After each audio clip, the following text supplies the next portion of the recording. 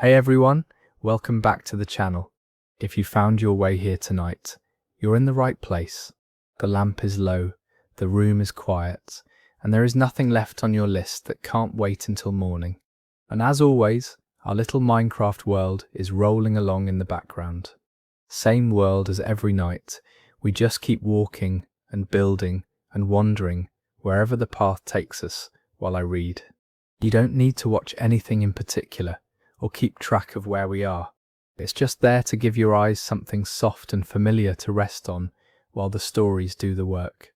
Tonight we have 15 stories about people who got pushed a little too far and then did the most patient thing possible about it. There's a storage facility manager who loved his own late fee policy right up until somebody read it back to him, line by line. There's a wedding coordinator who invented fees for the vendors working her weddings. And there's a warehouse supervisor who handed out overtime like it came out of his own pocket.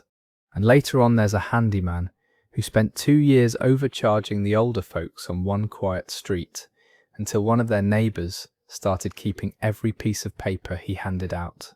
Before we start, do me a small favour and drop a comment telling me where in the world you're listening from tonight. I read them with my morning coffee, and it's a nice thing to wake up to.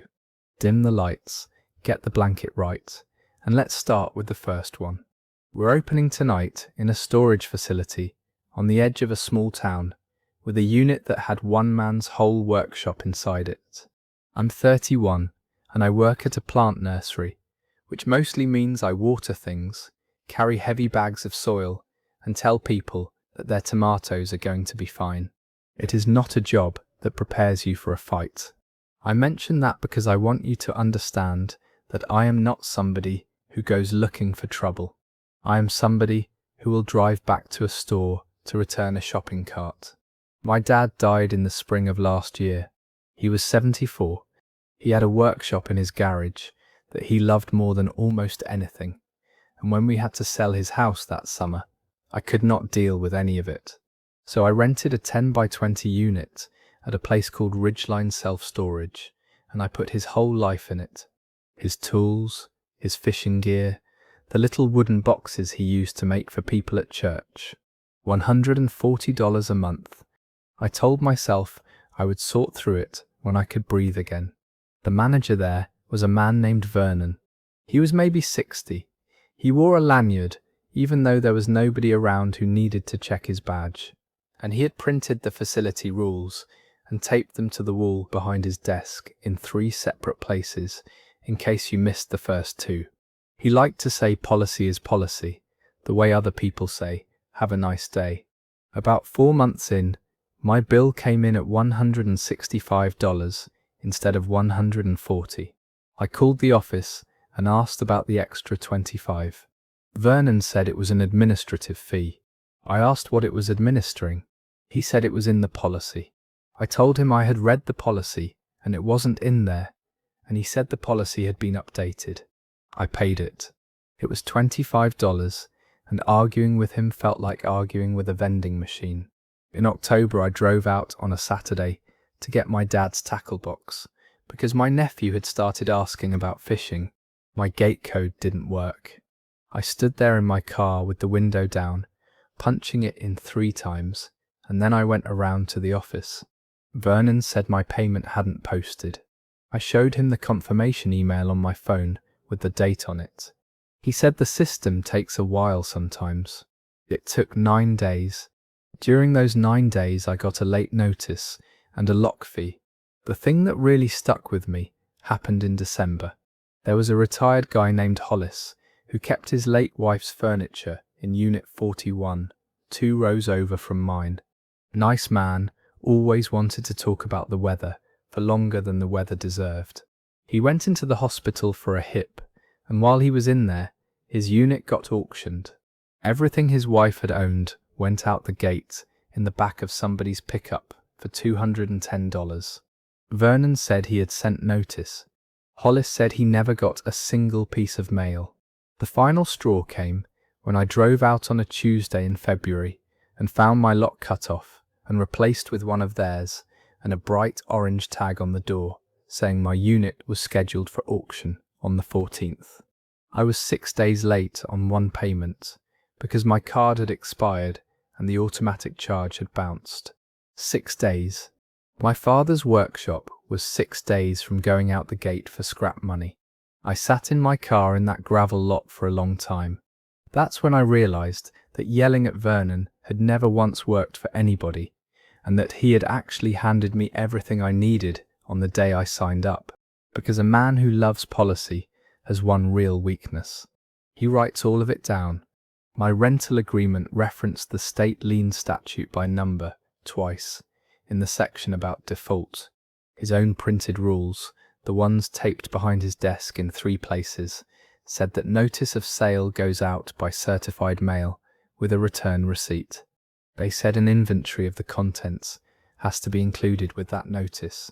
They said the sale has to be advertised publicly and that the tenant has the right to redeem the unit any time before the sale actually happens. So I paid my balance in full, in person, in cash, and I stood at the counter until he printed me a receipt with the date and the time on it. And then I went home and sent one polite email to the office address on my contract. I asked for copies of the certified mail receipt, the required inventory list, and the published advertisement for my unit, as provided under Section 9 of my agreement. I said thank you twice. I did not accuse him of anything. He never answered that email. Not once in 11 days. Then I called Hollis and asked him if he had ever gotten anything in the mail with a green card on it. He said no. He said all he ever got was a piece of paper folded into the door handle. I asked him if he still had it. He did. It had been printed on an office printer, and it had a smudge along the bottom edge where the toner was going. There is a corporate number on the sign at the front gate. Almost nobody ever calls it. I called it, and I got a district manager named Rosalie, and I did not complain about Vernon at all. I just asked her a very boring question. I asked whether Ridgeline kept the certified mail receipts for lien sales at the local office or at corporate, because I needed a copy of mine, and the local office wasn't responding. She got very quiet. Then she asked me to send her everything I had. The auction on the 14th had 11 units on the list. Rosalie drove out for it.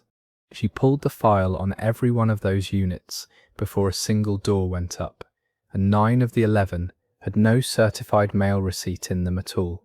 2 of the 11 had been rented by the same man, a friend of Vernon's, who had been buying units at auction for years and reselling the contents at a flea market on the county road. The audit went back 3 years and covered 31 lien sales. My unit came off the list that morning. I got a refund of $890 in fees that were never in any policy anybody could produce. Hollis got a settlement, and he won't tell me what it was, but he showed up in April in a truck that still had the paper plate on it. Vernon was gone within 9 days. The new manager is a very tired woman named Ingrid who does not tape anything to the wall. Since then, I've gotten through about half of my dad's workshop. The tackle box is at my nephew's house. I gave 3 of the little wooden boxes to people at his church, and I kept the ugliest one, which he made first, and which does not close all the way. The rest of it is still in that unit, and I still pay the $140 a month, and I am fine with that. It's mine to take my time with. That is the whole point. That story is over. Vernon loved rules the way some men love a uniform. He printed them, he taped them up, he pointed at them, and somewhere along the line he decided the rules belonged to him instead of applying to him. The fact that he was running those notices off on his own office printer instead of spending $6 at the post office tells you he knew exactly which part of that process protected the tenant and not him. And you didn't do anything clever here. You paid what you owed. You asked for the paperwork he had already promised you in writing, and then you waited. A man who tapes the rules to the wall in 3 places should not be shocked when somebody finally reads all 3. This next one moves to a barn wedding venue in July, and to a cake sitting in a van in the sun. I'm 34, and I make wedding cakes. I do it out of a licensed kitchen I rent by the hour, and I do about 40 weddings a year, which sounds like more money than it is. Most of what I do is drive. You can build the prettiest cake in the county, and it still has to survive 20 miles of county road in a van with the air conditioning running full blast. 2 years ago I started getting booked at a place called Willow Bend, which is a restored barn with a field behind it and a little pond that photographs well at sunset. The owner is a man named Perry, who is mostly retired and spends about half the year at his sister's place in Arizona. The person actually running the weddings was the coordinator, a woman named Ingrid. My first wedding there was in June. I pulled the van up to the service door at 2 in the afternoon, and Ingrid came out with a clipboard and told me there was a $100 load-in fee, cash. I said nobody had mentioned that. She said it was standard, and that she could hold the cake at the door while I sorted it out if I wanted. There was a bride 200 feet away in a white dress. I paid the $100. In August, it was a $60 vendor meal fee, at a wedding where I was gone before dinner and never ate anything. I asked for a receipt. She said the office would email it. It never came. That fall, she introduced a preferred vendor list, $500 a year, cash, and if you weren't on it, your load-in slot got scheduled last, which in that part of the state means 4 in the afternoon in full sun. She never said it was a punishment. She just said the schedule was tight. 2 of the vendors I know paid it in the first week. The final straw came the following July, on a day that hit 94 degrees. 4 tiers, buttercream, an hour and 10 minutes in the van. I got to the service door at 1:30, and Ingrid came out and said there was a peak season surcharge, $450, cash only, before anything came out of the vehicle. I told her I didn't have $450 in cash on me. She shrugged and said there was an ATM at the gas station in town. That gas station is 11 minutes away. I drove there and back with a wedding cake in the van in 94-degree heat, and I paid her at the door, and then I spent 40 minutes in the walk-in cooler with a palette knife fixing what the drive had done to the second tier. The bride never knew. I cried a little in the van afterward, which I'm not proud of, but there it is. That's when I decided I was done paying anybody at a door. The thing is, I had signed a vendor agreement with Willow Bend 2 years earlier, and I had actually kept it, because I keep everything. I went home that night and read all 4 pages of it, and there it was. All vendor fees are set by the venue and are payable by invoice. No vendor shall be asked to render payment on site. And down in section 4, a line saying any vendor may request an itemized statement of account from the venue office at any time. Not $1 I had ever handed Ingrid had come with an invoice. Not one. So I wrote an email. It was 3 sentences long, and it was aimed at the office address on the contract, which is Perry's address, not hers. I said that under section 4 of my vendor agreement, I was requesting an itemized statement of account covering all fees I had paid to Willow Bend over the previous 2 years. I listed the dates and the amounts and what I had been told each one was for. I did not use the word stolen. I did not use the word Ingrid. Then I sent that email to 3 other vendors I trust and told them what I was doing. A DJ named Toby, a photographer named Fern, and a man named Cal who does tables and chairs. All 3 of them had been paying at the door too, and none of them had ever said anything out loud, because everybody in this business is terrified of getting quietly dropped from a venue. Toby sent one, then Fern, then Cal sent one, and then called 2 rental companies.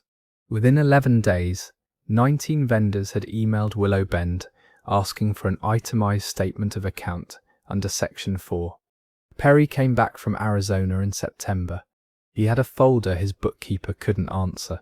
19 vendors, all citing the same clause, all listing cash payments over 2 years, and not one of those payments existed anywhere in the books. No invoices, no deposits, no line items.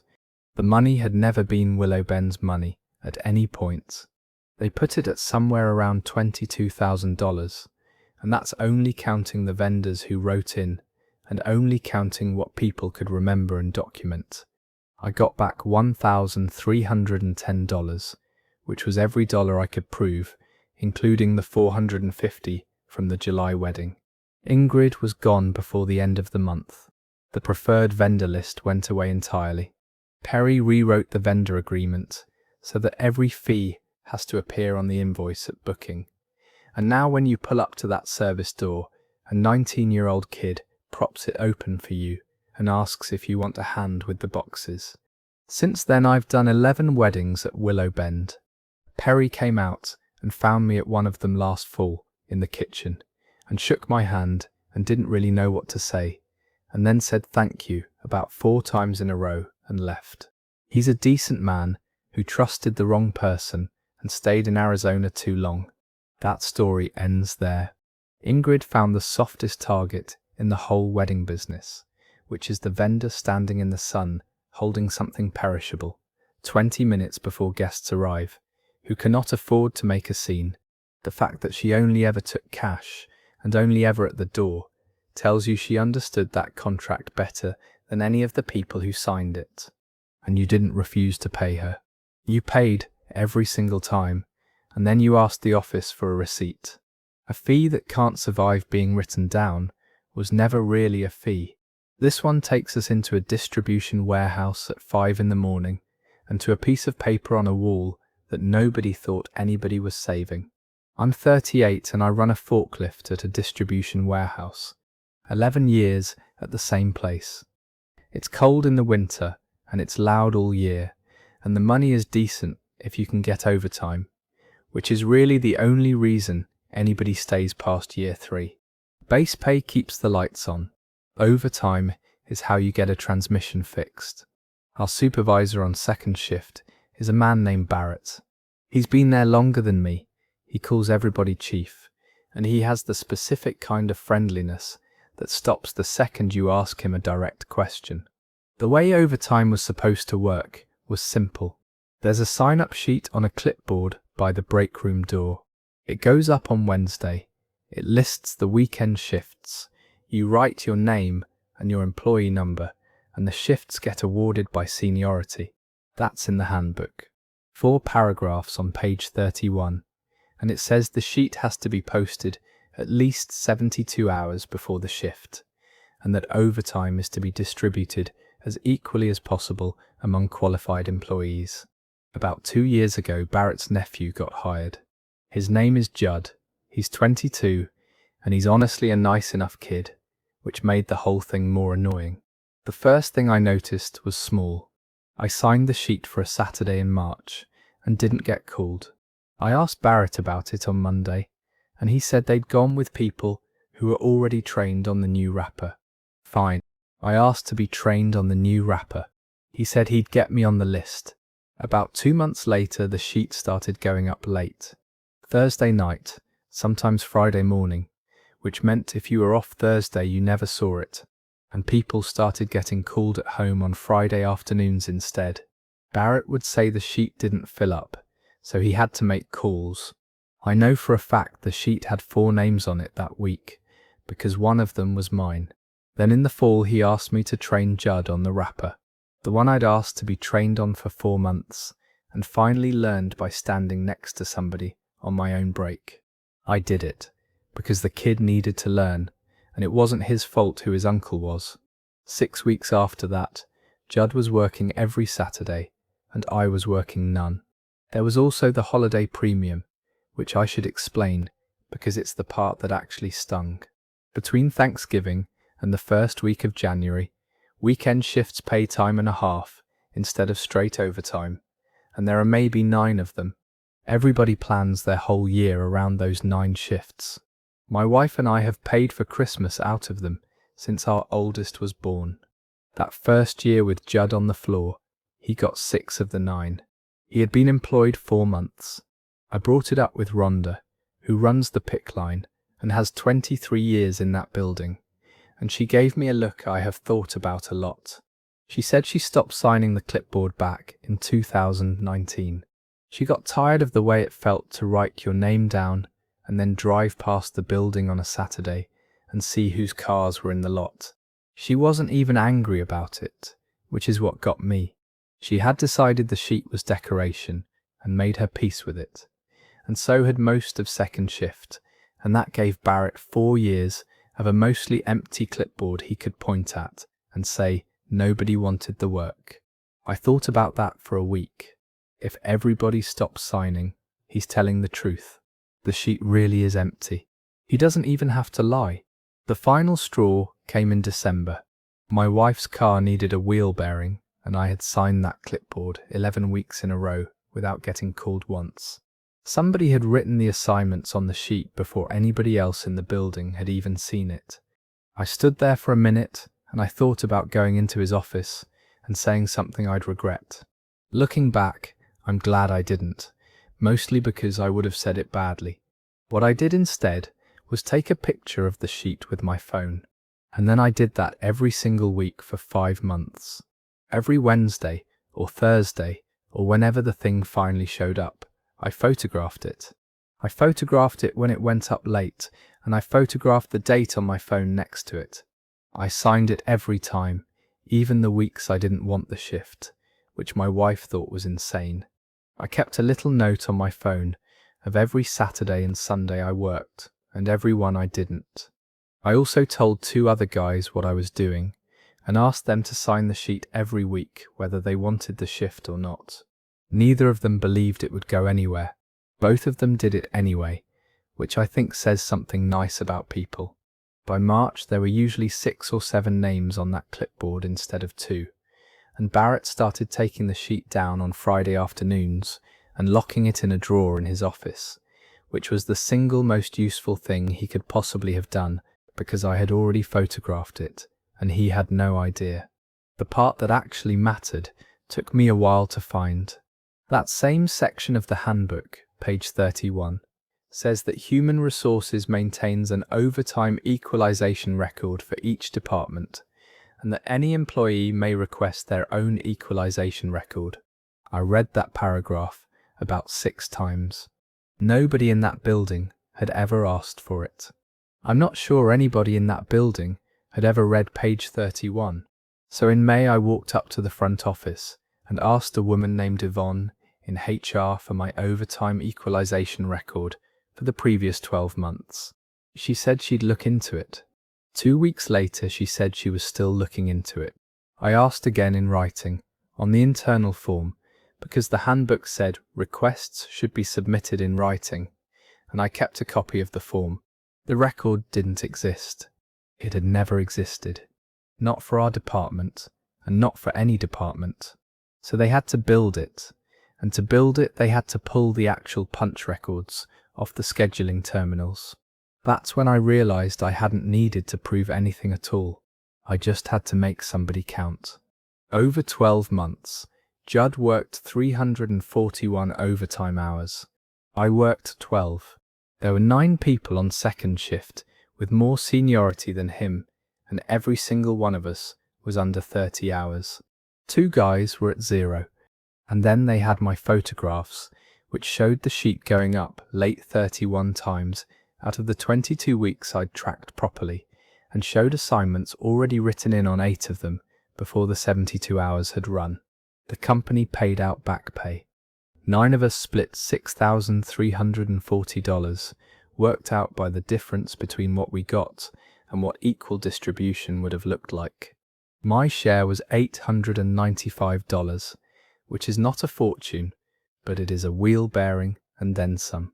Barrett kept his job, and I'm not going to pretend otherwise. He got moved off scheduling, and he got a written warning, and he stopped calling anybody chief. Judd transferred to first shift about a month later, and I don't think that was his idea. The sign-up sheet is gone entirely now. It's all in the scheduling terminal, seniority sorted, and it locks 72 hours out, and the system emails you when you get awarded a shift. Since then I've worked about 2 Saturdays a month, which is exactly what I wanted the whole time. I never wanted him fired. I wanted my turn. That story comes to an end. Barrett had one of the oldest jobs in the world, which is deciding who eats, and he ran it on a clipboard, because a clipboard has no memory and no timestamp, and nobody keeps the old ones. The fact that he started putting the sheet up late instead of just crossing your name off tells you he knew the sheet was the only thing that could ever be checked. So you kept the copies he didn't. 11 weeks of signing a piece of paper you knew would be ignored is not a small thing to do. A sign-up sheet only means something if somebody saves the old ones. Next up, we've got a strip mall parking lot, a tow truck that came around at 6 in the morning, and a rule that was printed on the back of every invoice he ever handed out. I'm 33, and I work at a hardware store in a strip mall on a state road. Been there 9 years. I do the paint counter and the key machine, and I know every regular by what they're always fixing. The lot behind our building is shared by 6 businesses, and it's technically private property, which is where all of this starts. About 3 years ago, the property management company signed with a towing outfit run by a man named Clint. Clint had 1 truck, and then 2 trucks, and then a fenced impound lot behind a body shop, about 4 miles out. The first one was my co-worker Opal, who opens with me. Her car got hooked at 6 in the morning while she was inside turning on the lights. 6 in the morning, in a lot with 9 other cars in it. $380 to get it back, cash, and they didn't take cards. The cash part is the whole business model, and it's worth sitting with for a second. His lot was 4 miles out on a road with no sidewalk, behind a body shop, and it opened at 9 and closed at 5.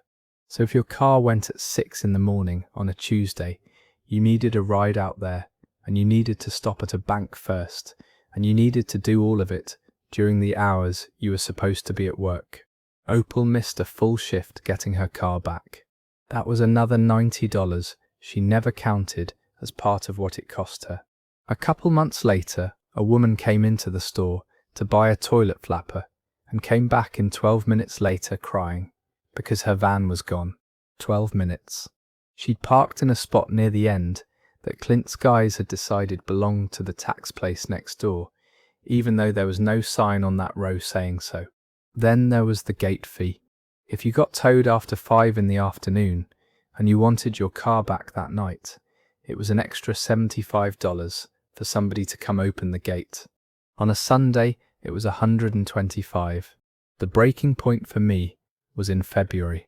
I got towed out of my own employee spot during my own shift while I was standing at the paint counter 40 feet away. $380 plus the $75, because by the time I got a ride out there it was after 5. I'll admit that I did the wrong thing first. I went home that night and wrote a long angry post in the town's Facebook group calling him a crook, and about 60 people piled on, and the post did absolutely nothing except get me a very polite phone call from my store manager. It felt good for about 4 hours, and then it felt stupid.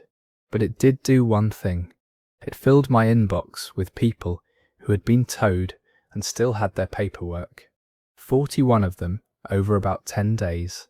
A nursing student hooked at 11 at night outside the tax place while she was in the laundromat 2 doors down. A man who had parked in the same spot every Sunday for 6 years to go to the church on the corner. Somebody's grandmother, twice, 4 months apart. About half of them had thrown the invoice away, and about half had kept it in a glove box, and the ones who kept it are the only reason any of this went anywhere. And that's when I actually read the invoice. Clint printed his own invoices, and on the back of every single one of them, in small type, was a summary of the state's towing rules. He had to print it. It's required. It said that a non-consent tow requires time-stamped photographs of the vehicle showing the violation, taken before the vehicle is connected to the truck. It said the invoice has to carry an itemized breakdown and the operator's state authorization number. It said the vehicle owner may request copies of the documentation for their own tow at no charge. So I requested mine, in writing, certified, because I had learnt my lesson about paper. I asked for the time-stamped photographs of my car showing the violation, and an itemized breakdown of the $380 and the after-hours gate fee cited to the posted rate schedule. He sent back a photocopy of the same invoice. That's it. I asked again. He stopped responding. Then I took a Saturday and I drove the whole lot with my phone. Every entrance. The state has requirements for how big the signs have to be, how high off the ground, how many entrances they have to cover, and what has to be on them, including the tow company's name and phone number and the rate. 2 of the 4 entrances had no sign at all.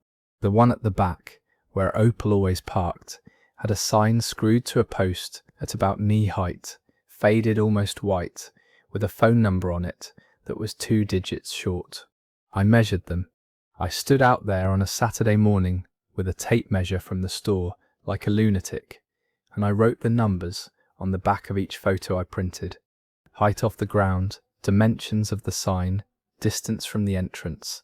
The requirements are published, and anybody can look them up in about 4 minutes. Not one of those 4 entrances met them on any measure, and 2 had nothing at all, which means every car hooked off that lot for 3 years came off it improperly, no matter where it was parked or how long it sat. I also drove out to his impound lot and asked at the window, politely, for a copy of the posted rate schedule, which every operator has to display. The woman behind the glass said she didn't know what that was. I asked where the $75 gate fee was written down. She went and got Clint, and Clint told me to get off his property, which I did, and which I wrote down with the time on it as soon as I got back in my truck. I put all of it in one envelope. My certified letter, his non-answer, the photographs of every entrance with the date on them, and 11 other people's invoices that folks had emailed me after that Facebook post. And I mailed it to the state office that issues the authorization number he was required to print on his own paperwork. It took 4 months, and I honestly forgot about it twice. They pulled his records. Out of the tows they reviewed, he had photographs for 11. He had been towing off that lot and 2 others with signage that didn't meet the requirement at any entrance, which makes the tow itself improper no matter what the car did. And the gate fee wasn't on any posted rate schedule anywhere, because he'd invented it. His authorization was suspended for a year. A year is not very long. I knew that at the time, and I've made my peace with it. What actually mattered was the refunds and the signs, because he could come back in 12 months, and I have no idea whether he did, but he could not come back to that lot. The property management company had already learnt what an improperly signed lot costs them, and that lesson doesn't expire. 62 tows got refunded across the 3 lots, 21,000 and change altogether. I got my 455 back, and so did Opal, and so did the woman with the toilet flapper, who I had to track down through her sister. The property management company signed with somebody else. There are 4 proper signs on that lot now, at the height they're supposed to be, and I have never once seen the new company hook a car in the daytime. Since then, when somebody comes in the store looking rattled because their car is gone, I tell them the same 3 things. Ask for the photographs. Ask for the itemized invoice. Take a picture of every entrance before you leave. About half of them get their money back. That story wraps up there. Clint built a business out of the 4 minutes when a person is too panicked to ask a question, and then he printed the questions on the back of his own paperwork because the state made him. The fact that he had photographs for 11 tows out of everything they pulled tells you the camera was never for the job. It was for the audit he assumed would never come. And the Facebook post was not your finest hour. It was a fair thing to feel and a bad way to spend it. And the only reason it helped at all is that it accidentally found you 11 people with receipts. The photographs were his idea. He just never planned on anybody asking to see them. This next one is about a designer, a client who kept calling everything a small tweak, and a piece of software that quietly wrote all of it down. I'm 36, and I'm a freelance graphic designer. Branding, catalogs, signage, the kind of work where you spend 2 weeks on something and then somebody's cousin says they don't like the blue. I've done it for 9 years and I'm good at it, and I'm not good at confrontation, which is a bad combination in this business. My biggest client for a while was a regional furniture chain with 4 stores. Good account, about 60% of my income for 2 years. My contact there was their marketing director, a woman named Marnie, and her boss was a man named Duncan, who I met twice and who seemed perfectly pleasant both times. The contract was theirs, not mine. Their legal department has a master agreement they make every vendor sign, and it's 11 pages, and I read all of it because I read everything. It said 3 rounds of revisions were included in a project fee. Anything past that was billed hourly at the rate on the schedule. And it said, in a section I want you to remember, that all scope changes have to be submitted through the vendor portal, and that requests made outside the portal are not valid work orders. Their portal was awful. Everyone agreed it was awful. It took 11 clicks to attach a file. The first year was fine. Then it got soft in a way that's hard to point at. After round 3 on a spring catalogue, I got a text at 9 at night asking for one small tweak on the cover. I did it. It took 40 minutes. I didn't bill it because it was one small tweak and because I wanted the next project. In the fall, it was a full store signage package that got approved. And then 2 days later, Marnie texted me that leadership wanted to see it in a different direction. That was 15 hours of work. She called it a tweak. I did that one too, and I put a line on the invoice for it, and she asked me if I could take it off, and we'd make it up on the next project. By the following spring, she wasn't using the portal at all. Everything came through her personal email, usually after 10 at night, and if I mentioned the portal, she'd say it was clunky, and she'd log it later. She never logged anything later. I want to be honest here. I let this go on for about 14 months, and part of that was fear, and part of it was that I liked being the person who says yes.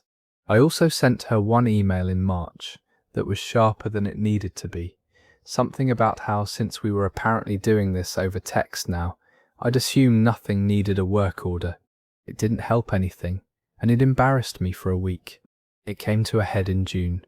She sent me a note on a Wednesday asking for a complete redesign of a full catalogue that was going to press on Monday.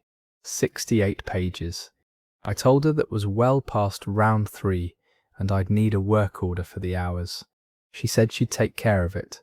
I worked that Thursday, Friday, Saturday and most of Sunday, and I sent an invoice for $2,600, and 11 days later accounts payable sent it back to me unpaid because there was no work order number attached to it. That's when I understood what the portal actually was. It wasn't a filing system. Every request that goes into it generates a work order number, and every work order over a certain amount routes to Duncan for approval, and the whole thing shows the estimated hours right there on the screen.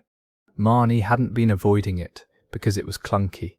She'd been avoiding it because it counted. So I stopped fighting and I got very agreeable instead. From that Monday on, my answer to every request was the same. Happy to get started on it. Just drop it in the portal so it picks up a work order number and accounts payable can process the invoice. That's it. Warm, apologetic, immovable. I said some version of that sentence, probably 40 times over the next 6 weeks. She could not do it. 3 times she tried and pulled the request back within the hour. And I know she pulled them back because the portal keeps a change log and vendors can see their own project history. That's in the vendor onboarding guide, page 4, which I would bet money nobody at that company has ever opened. So I exported mine. 14 months of it. Then I did the boring part. I went through my own email and my own texts, and I built a list of every out-of-scope request I had actually done, with the date and the hours, and I matched it against the portal log.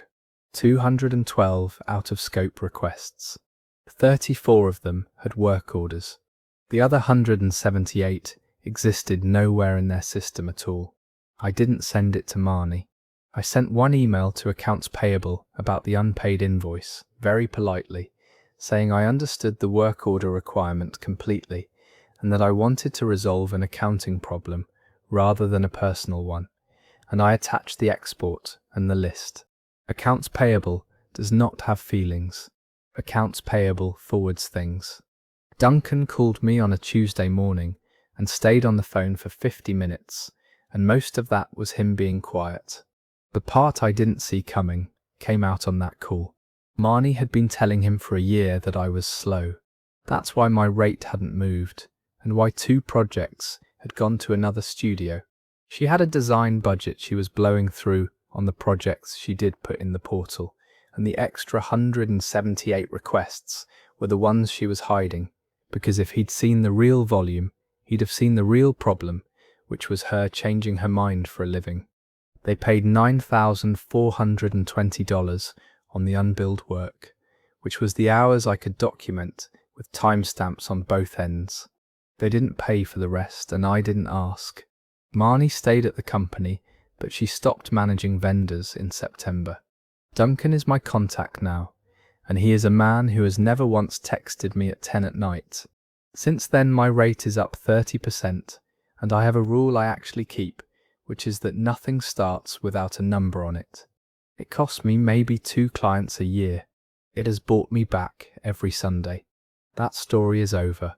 Marnie was doing something very ordinary, which is protecting herself from her own boss by spending somebody else's evenings. And you handed her the perfect excuse for 14 months. Every time you said yes at 9 at night and then took the line off the invoice. It became a habit, and you paid for it in Sundays. The portal just kept count, and she was the only person in that building who needed it not to. Now we're going out to a community garden on a residential street and to a set of meeting minutes that somebody insisted on keeping. I'm 54 and I drive a school bus, which means I'm up at 4:30 and done by 4. And for about 6 years, the thing I did with my afternoons was the community garden on Beckett Street. 14 plots on a lot the city owns and leases to the association for $1 a year. Tomatoes, beans, a pear tree that has never once produced a pear anybody would eat. The chair of our little committee was a woman named Delia. She'd been chair for 9 years. She did do real work, and she deserves that much. She's the reason we have a water line at all. But somewhere in those 9 years, she stopped running the garden and started owning it. There's a sun row along the south fence, 4 plots, right by the spigot. Everybody wants those. Everybody else gets the back corner under the maple, where you can grow lettuce and a great deal of shade. I waited 2 years on the wait list and got the back corner, and I was fine with it, because that's how a wait list works. The first thing that bothered me was in April 3 years ago. Plot 2, Sun Row, opened up when a family moved to Ohio. It went to Delia's next-door neighbour, a man who had signed up in December. 4 months on the list. I had friends in that garden who had been waiting since before he moved onto the street. When somebody asked, Delia said the wait list was a guideline and that she had to consider who could commit to the work. The next spring, dues went from $20 to $35. Cash, handed to Delia at the spring meeting, no receipts, and she kept it in a zippered pouch that I got to know very well by sight. Then in the fall she removed Norm from plot 6. Norm is 71 and had been in that plot for 11 years. She said he'd put meat scraps in the compost, which anybody who knows Norm will tell you is not a thing that happened, and there was no meeting and no notice. There was just a new name on plot 6 in March. That's when I decided I was going to stop being annoyed and start being organised. Now, Delia loved bylaws. She wrote most of ours in her second year as chair, and she quoted them constantly, in the way people do when the rules happen to be shaped like them. She also insisted on minutes at every meeting, and she typed them herself, because she liked seeing her own motions written down. I got a copy of those bylaws, and I read them at the kitchen table with a pen. They said the wait list is to be posted publicly and updated after each meeting. They said plots are assigned in waitlist order, except in cases of documented hardship, with the hardship recorded in the minutes. They said dues are deposited to the association account held with the City Parks Department, and they said that removing a member requires written notice and a vote at a recorded meeting. 4 rules, every single one of them written by her. I didn't go to her. I asked the secretary, a young woman named Louisa, for copies of the minutes for the last 3 years, which any member can request, and she emailed me a folder of them in about 10 minutes because nobody had ever asked her for anything before. Then I called the Parks Department, and I did not report anybody. I said I was a member of the Beckett Street Garden Association, and I wanted a statement of our account because I was thinking about donating and wanted to know what the balance looked like. That's a true sentence, more or less. Delia's own minutes recorded 3 plot assignments over 3 years as being made in waitlist order. The posted waitlist, which she had also updated in those same minutes, showed those 3 people entering the list after 7 other names. Her own paperwork contradicted her own paperwork on 3 separate pages. The dues increase from 20 to 35 had never been voted on. It didn't appear in any set of minutes at all. A norms removal wasn't in there either, because there had never been a meeting. The park's account had $1,140 in it. 14 plots at $35 for 3 years, plus the 2 years at 20, should have put it somewhere north of $4,300. I brought all of it to the annual meeting in February, printed 3 copies, and a man from the Parks Department named Wyatt came because I'd asked him to, and I read the 4 bylaws out loud first, and then read her own minutes back against them. I never once said the word stealing. I didn't have to.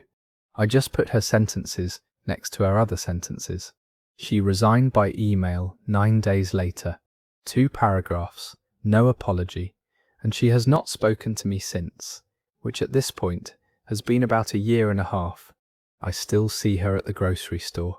We both look at produce very intently. Nobody ever fully accounted for the money, and I've made my peace with the fact that nobody ever will. The Parks Department made the association move to an online dues payment and quarterly statements. Norm has plot 6 back, and he had the best peppers on that lot last year. The wait list is on a laminated sheet by the gate, and it gets updated at every meeting. Looking back, I think she'd been chair so long that she genuinely couldn't tell the difference between what was fair and what she'd decided. Since then I've been on the committee myself, and I'll tell you, the meetings are boring and the minutes take forever, and I'm keeping every single one.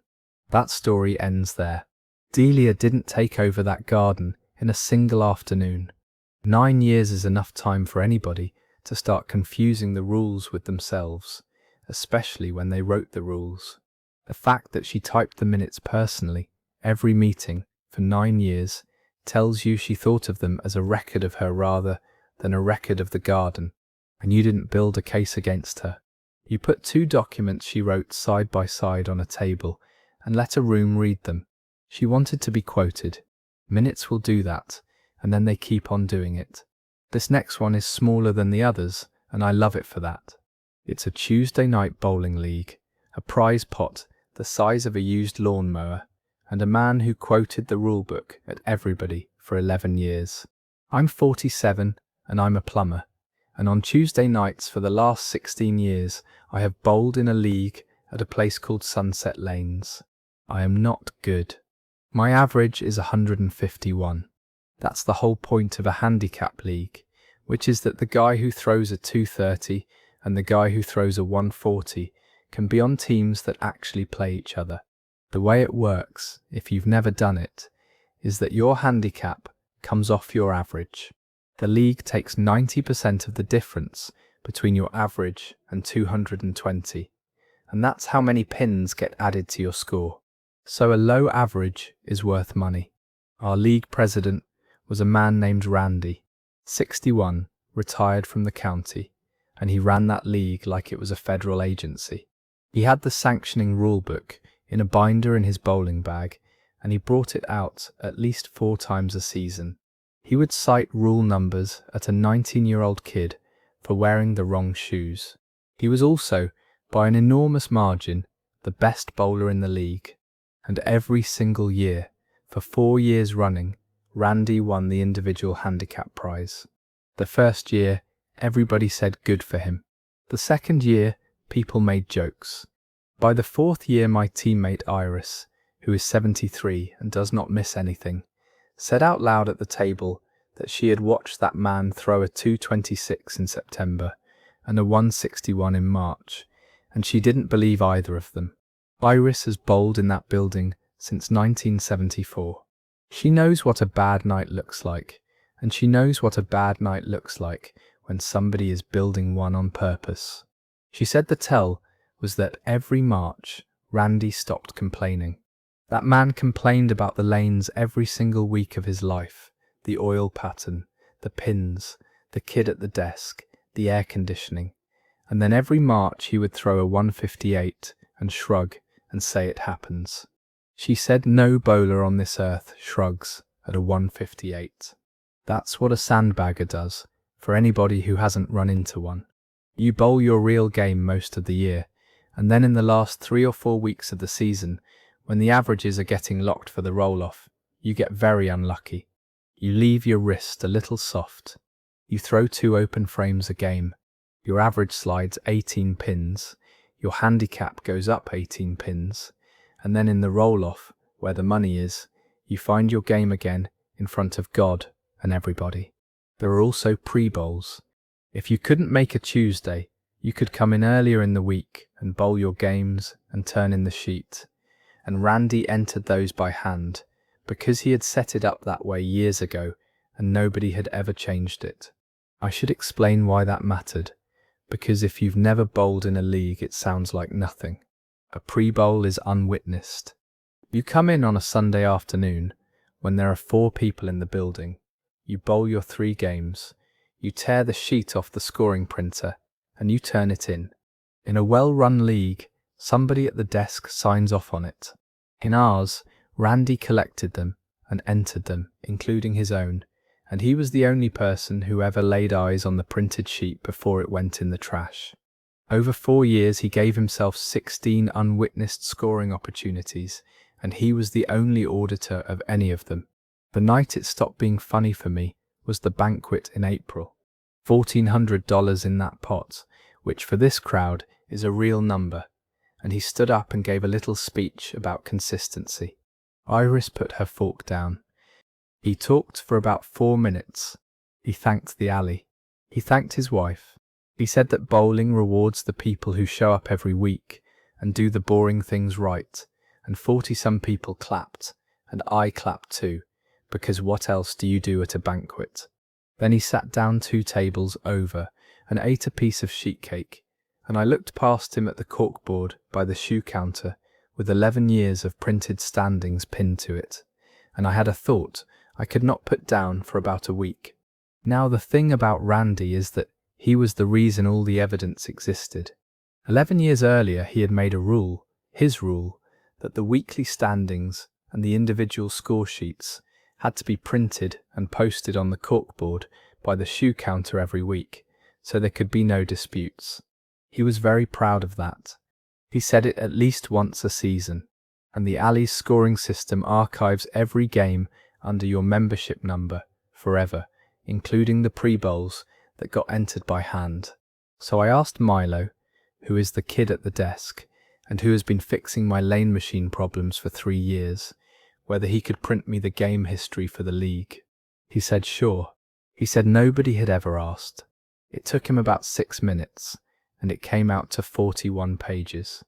I sat in my truck in that parking lot and went through 4 seasons with a pen. Every year, same shape. Randy's average from October through February sat between 211 and 219. In the last 3 weeks of every season, it fell off a cliff. 4 seasons, 12 of those late season weeks, and in 11 of them he bowled under 170. In the roll-offs, All 4 years, he averaged 214, and the pre-bowls were worse. 16 pre-bowl sheets over 4 years, all entered by hand, all by him, and 11 of those 16 were scores in the 140s and 150s that nobody in that building had ever watched him bowl. The sanctioning body has a rule about this. It's about manipulation of average, and it is not a suggestion. And Randy could have quoted it to you from memory because he had quoted every rule around it. I did not confront him. I didn't post anything anywhere. I made 3 copies of 41 pages, and I gave one to the alley manager, one to Iris, and one to a woman named Greta, who is the local sanctioning rep, and who I had to look up, because that is not a job most people know exists. Greta drove out on a Thursday and looked at the pre-bowl sheets for about 20 minutes, and then asked whose handwriting the scores were in. There was one more thing in those 41 pages that I missed on the first pass. 3 of the pre-bowl sheets had been entered on days the alley was closed. Not scores from those days, entries. The scoring system stamps the moment a score goes in, and the system does not care whether the building was even open. Greta spotted it about 90 seconds after I handed her the pages, which is presumably why she has that job and I have mine. He lost his sanction for 2 years. He never paid anything back, and nobody ever really tried to make him, because the money had been spent 4 years ago, and there is no court in the world that wants to hear about a bowling handicap. He quit the league by text message, and he bowls 2 towns over now, in a scratch league, where handicaps don't exist, and he has to beat people straight up. Somebody told me he's about 4th over there, and reasonably happy, and I don't know what to do with that. Part of me wanted him to be miserable about it. He is a 61-year-old man who was genuinely very good at bowling, and he spent 4 years converting that into $1,400 a year and a reputation, and I don't think I will ever understand the arithmetic he was doing in his head. I will admit that I told that story at a wedding in June, and I told it a little too well, and I could hear myself enjoying it. These days our league standings go up automatically off the scoring system. Pre-bowls get entered by the desk, and Iris won the handicap prize this year with a 129 average and a genuinely incredible last night. $1,400. She bought a chest freezer and a lot of meat. That story comes to an end. There's a specific kind of man who reads the rulebooks so hard because he needs to know exactly where the walls are. Randy knew exactly what he was doing. He knew the average rule better than anybody in that building, which is why he could work it so precisely. And you didn't catch him being clever. He spent 11 years insisting the scores get printed and posted, and all anybody ever had to do was sit down and read 11 years of them. Next we're going into a small grocery store at 5 in the morning, with a pallet on the sidewalk and 2 cases that were never in it. I'm 39.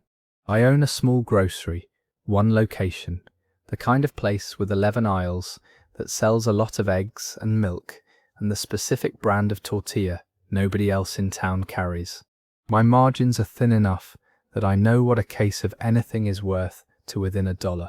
We take deliveries 3 mornings a week from a regional distributor. Our driver for 2 years was a man named Buck. The shorts started small. A case of canned tomatoes here, a case of paper towels there. I'd catch it at the end of the day when I was stocking, call the distributor, and get told that credits have to be requested within 24 hours of delivery with the invoice number attached. By then it was usually hour 30, so I ate it. That happened maybe once a month for a year, and I chalked it up to a warehouse that runs hot. It is embarrassingly easy to let that go. A case of tomatoes is $19. To chase $19, I have to find the invoice, call a number that puts me on hold for 11 minutes, explain it to somebody who opens a ticket, and then follow up in a week. That's 40 minutes out of a day where I'm already unloading a truck at 5 and running a register at noon. They know that. A 24-hour reporting window is not a fraud policy, it's a filter, and what it filters out is small business owners who are too busy to be angry on schedule. In the spring, it got faster. 2 and 3 cases a week, and always the same profile, which is what finally got my attention. Never produce, never dairy, never anything with a short life. Always the stuff that keeps and sells anywhere. Energy drinks, coffee, baby formula, cigarettes when we still carried them. I called Buck's account rep in June and got a very smooth conversation about how everything scans on the truck and the system doesn't lie. He said if I wasn't reporting within 24 hours, there was nothing anybody could do. He said that twice.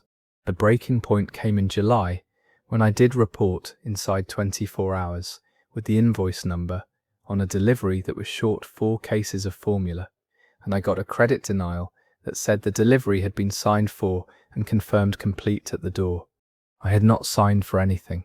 I was at my daughter's dentist. My opener, a woman named Verna, does not sign for deliveries because I don't let her, and I have told Buck that roughly 40 times. Somebody had signed my name on a handheld screen. I asked Verna whether anybody had ever asked her to sign. She said Buck had held the screen out to her twice, and she'd told him she wasn't allowed. And both times he said no problem and scribbled something himself and kept moving. She hadn't mentioned it because he was friendly about it, and because when a man in a hurry says no problem, most people believe the problem is gone. She felt terrible for about a month. I told her the truth, which is that she did exactly the right thing twice, and the wrong person was holding the screen. So I went cold, and I got extremely boring about it. For 3 months, every delivery, I stood on that sidewalk at 5 in the morning with a clipboard, and I counted the pallet against the printed invoice before Buck got back in the truck. Every discrepancy got reported inside 2 hours. Not 24. 2. Invoice number, photograph of the pallet, photograph of the invoice, photograph of the timestamp on my phone. Their policy said within 24 hours with the invoice number, so I gave them exactly that, 71 times. Buck hated it. He started coming at 4:40 in the morning to beat me there. I got there at 4:30. Those were long mornings. It was February when I started, and the sidewalk was ice, and I stood out there with a clipboard and a headlamp counting shrink-wrapped pallets in the dark, while a man who did not want me there sat in a running truck. After the first few weeks, neither of us said much. He'd hand me the invoice. I'd count.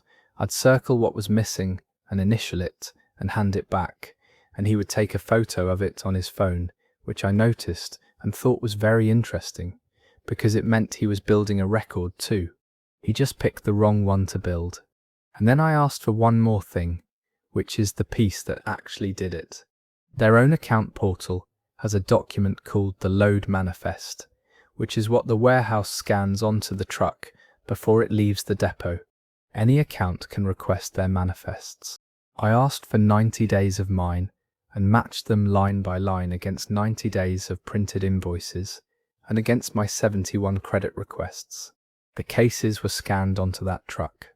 Every one of them. They left the depot on the manifest, and they did not come off the truck at my door. Since then I have gotten very good at spreadsheets, which I never wanted. I sent the whole thing to a regional manager named Fiona, and I did not accuse Buck of anything, because I had learnt that year that accusations get you a phone call and documents get you an investigation. $4,216 over 90 days at one store. I sat on that number for 2 days before I sent anything. $4,000 at my store means I did not take a paycheck in March, and once I could see it written down, I could also see the 2 years behind it that I had no manifests for and never would. I stopped trying to calculate that part. There's a version of this where I spend a year being angry about money I can't prove, and I decided early that I was not going to live in it. Their loss prevention people pulled 11 other accounts on his route. 2 years, somewhere around $31,000. He had a cousin with a stall at a flea market on the county road, and I will let you imagine the rest. I got my credits, all of them. including the formula. The account rep, who told me twice that the system doesn't lie, still works there, and I still have to talk to him, and he has never once mentioned any of it. Our new driver is a woman named Rosa, who waits while I count, every single time, and has never acted like it's an insult. Her first week on the route she asked me why I counted. I gave her the short version, and she said good. And then she said something I've repeated a few times since. She said that in 11 years of driving, nobody has ever made her feel bad for standing there while it got checked. The only drivers who mind are the ones counting on you not to. That story wraps up there. Buck wasn't stealing from a company. He was stealing from 11 people who all assumed they were the only one, which is why a 24-hour reporting window is such a good place to hide. The fact that he only ever took the shelf-stable stuff, never the milk, tells you he was thinking about resale on the same morning he was thinking about the route. And the thing you did was not dramatic. You got up at 4:30 and counted out loud for 3 months. Some revenge is just refusing to be tired. This next one is about expense reports, which I promise is more interesting than it sounds, because it turns out you can do a great deal of damage by following the rules completely. I'm 43 and I fix commercial kitchen equipment, ovens, walk-in coolers, dish machines. I cover about 140 miles of territory in my own car, and the company pays mileage. And for 11 years, that arrangement worked absolutely fine. Then in February, we got a new operations manager named Curtis. Curtis came in from a company where his whole job had apparently been cutting things, and he told us in his first meeting that his focus was going to be controllable spend. He used that phrase 4 times. He was maybe 32. He never once rode along on a call, and within a month he had rewritten the travel and expense policy and emailed it to all 7 of us as a 19-page document that I would bet real money nobody opened. I opened it. I open everything. That's going to matter later. The first denial came in March.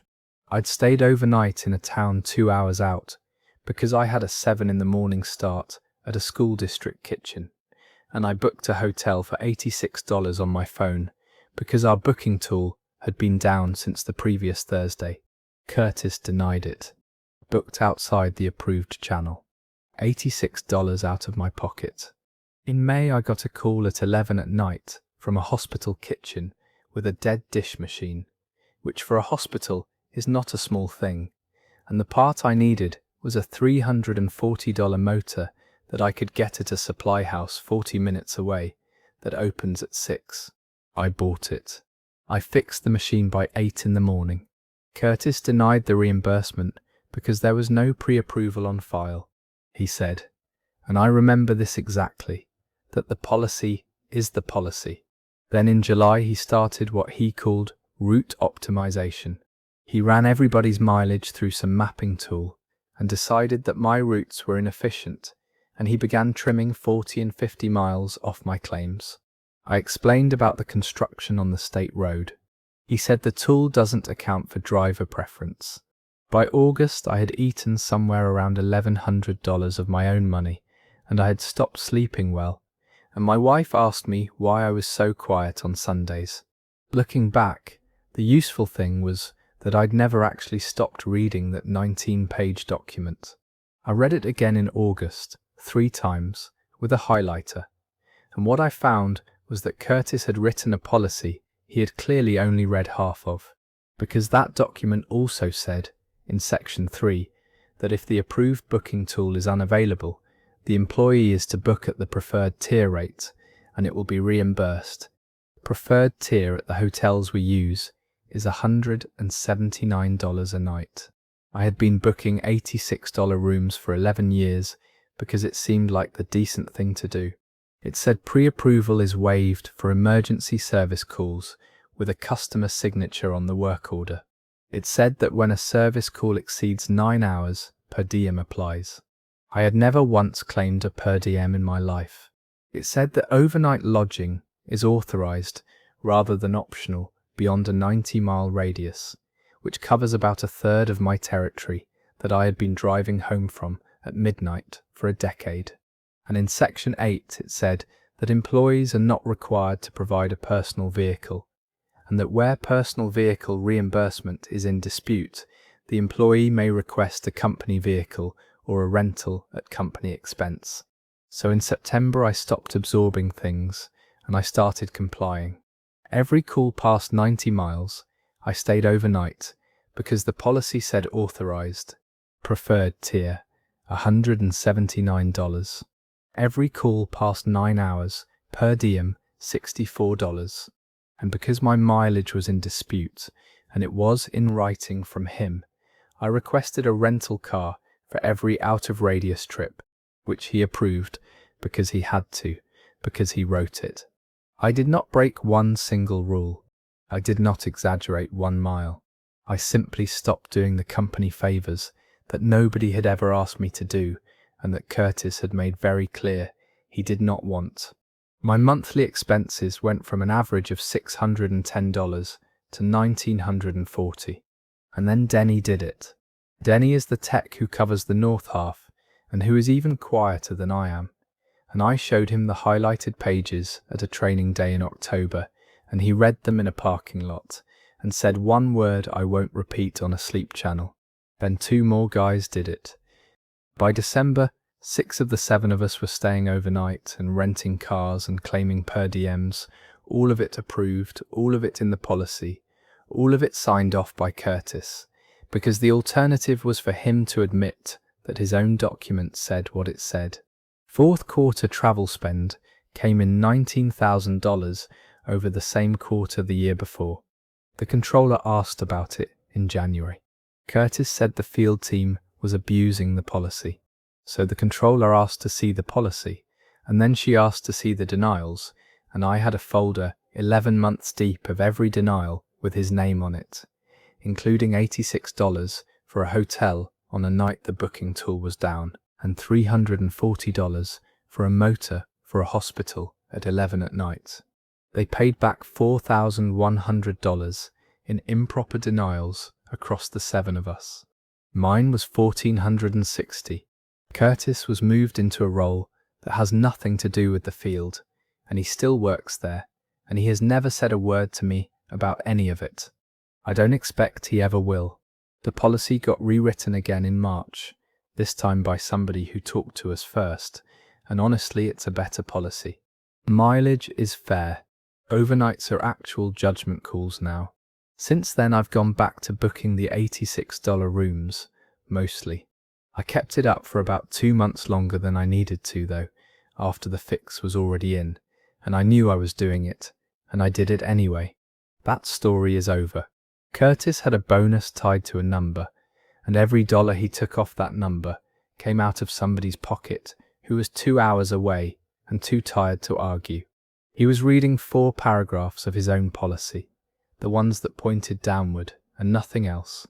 And you didn't cheat, not by a mile, but let's be honest about those last 2 months. You weren't complying anymore by then. You were enjoying yourself, and you knew the difference. A man who only reads the half of the policy that saves him money should expect somebody to eventually read him the other half. If these are doing what they're supposed to do tonight, subscribing takes about 2 seconds, and it means the next one finds you on its own. Okay, settle back in, fix the pillow, and we'll let the world keep rolling underneath us.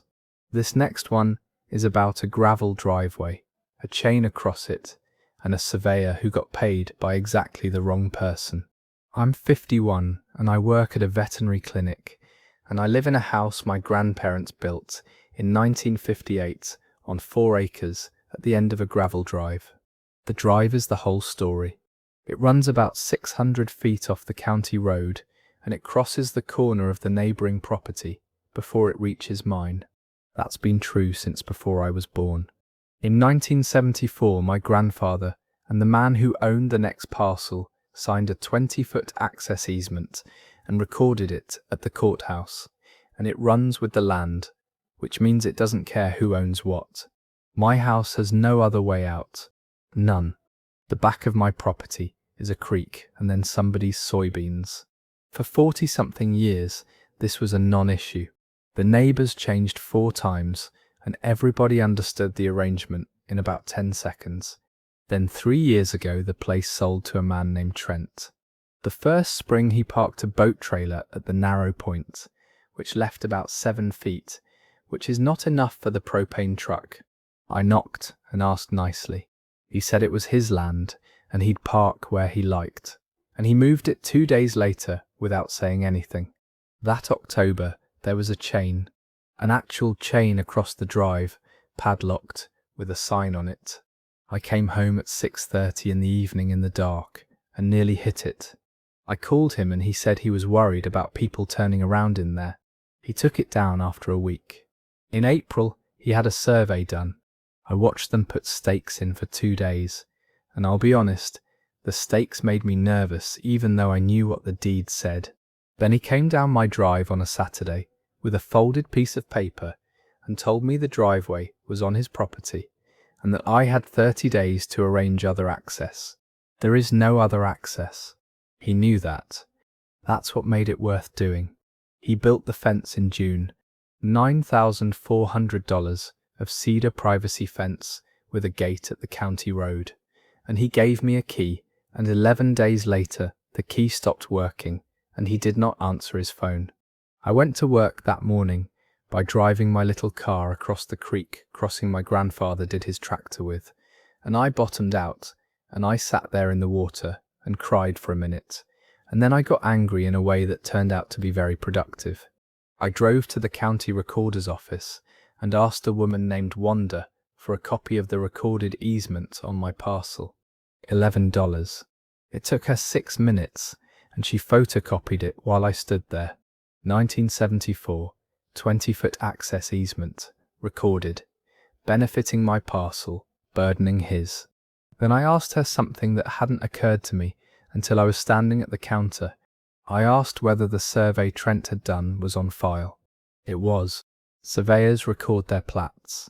He had paid a licensed professional 4 figures to draw a map of that property, and that professional had done a completely correct job, and there on the recorded plat, drawn in and labelled and stamped, was the 1974 easement.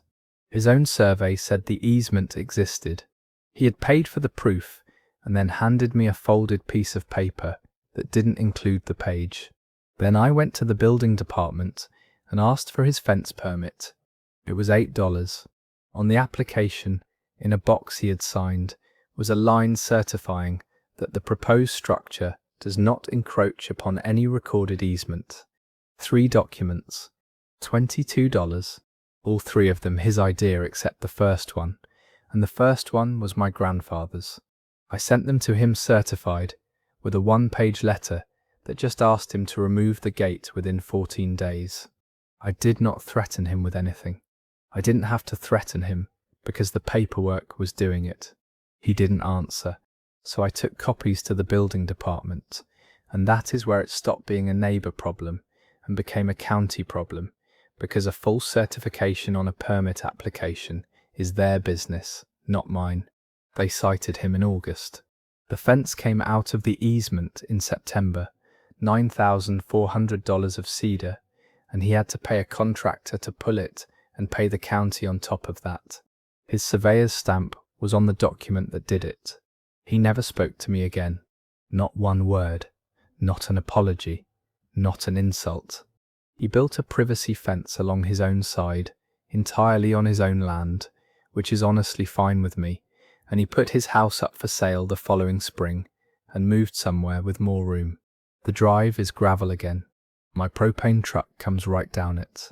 I had Wanda make me 3 certified copies of everything, and one of them lives in a folder that I will hand to whoever buys this house from me someday, with a note.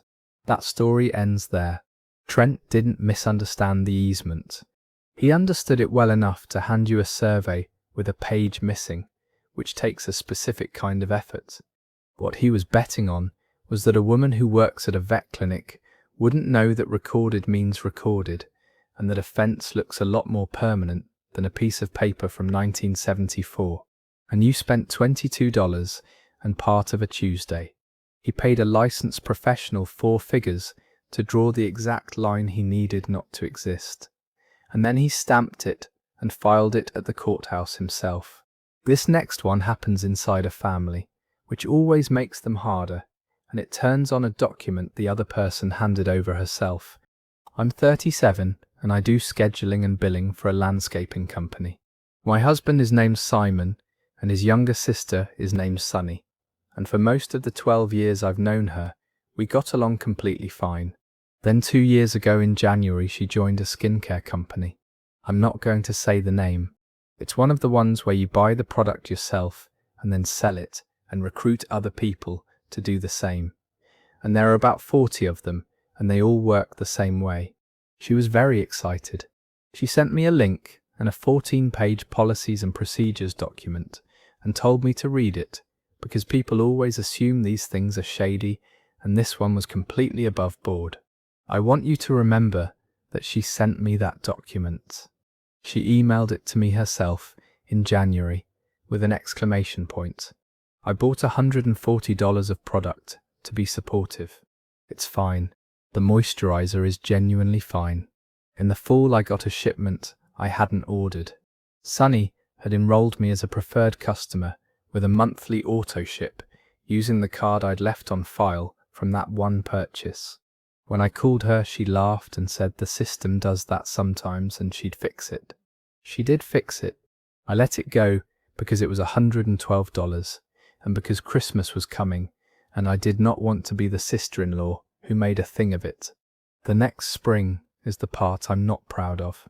Simon's mother, Pearl, has rosacea and she has had it for 20 years and she has a prescription cream that works. Sunny told her at Easter in front of everybody that the serum had cleared it up for a woman in her upline and that the prescription stuff was full of steroids that thin your skin. Pearl stopped using her cream for 2 months. 2 months of her face being genuinely bad before her doctor got her back on it. I said nothing. I said absolutely nothing for over a year because Pearl is a grown woman and because I did not want to fight at Easter, and that was cowardice dressed up as manners. By the following summer, Sunny had started saying I was negative, but got repeated at a birthday party where I was standing 11 feet away, something about how not everybody supports women in business. I let that go too. What I could not let go came in September, when I got a charge on my card for $311 and a box on my porch with 4 cases of serum in it. I called the company's customer service line, and a very patient young man told me that my distributor account was in good standing, and that this was my monthly qualification order. My distributor account. I had been enrolled as a distributor in Sunny's downline for 2 months. There was an enrollment form on file with an electronic signature that was not mine, and an address that was mine, and a card that was mine. She had done it in July, during a company promotion, because she needed a certain number of active legs underneath her to hold her rank. I sat on my kitchen floor and read that 14-page policies and procedures document for the first time. The one she emailed me in January with an exclamation point. It was all in there.